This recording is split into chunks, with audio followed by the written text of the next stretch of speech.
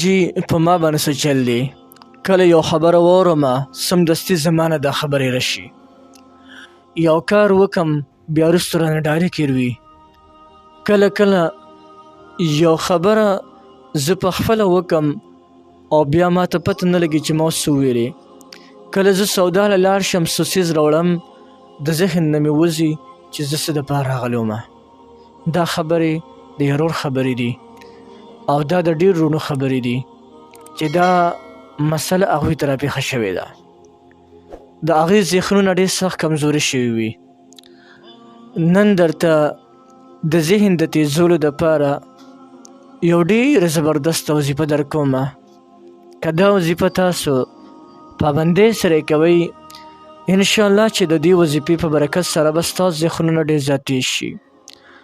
ذهن به د ستاسو دومره تیز شي چې هر یو خبره به تاسو ته تر د عمره پورې یادوي. یو خو اوس دلته کېده که نه بعضې کسان دومره ذهنونه دومره حد درجې کمزوري شوي چې هغې ته کله یو خبره وکړي او یو ګنټه پس ترې نه تپوس وکړي نو چې یاره ما تا ته څه وویلې هغه وایي یاره ما ته پته نشته چې تا څه وویلې. خبره ترې نه بیا هېروي. او د بعضې کسانو ذهنونه دومره زیات کمزوري وي چې هغوی کله ورته خبرې وکړي او هغه طرف ته متوجه شي یا دې طرف ته متوجه شي او هلته یو دوه خبرې وکړي بیا ورته ووایي ما درته څه وویلې دا خبره ترې نه هېري. بیا راځي نن د دغې وروڼو دپاره یو ډېره مبارکه وظیفه مې راوړې ده. که دا وظیفه دغه وروڼه پابندۍ سره کوي انشاءالله چې د دې وظیفې په برکت باندې به د هغوی ذهنونه ډېر زیات تیز شي. راځه دا وظیفه درته ښیم او د دې وظیفې کولو طریقه هم درته ښیم. وظیفه دا ده: بسم الله الرحمن الرحیم. رب اشرح لي صدري ويسر لي أمري واحلل عقدة من لساني يفقهوا قولي.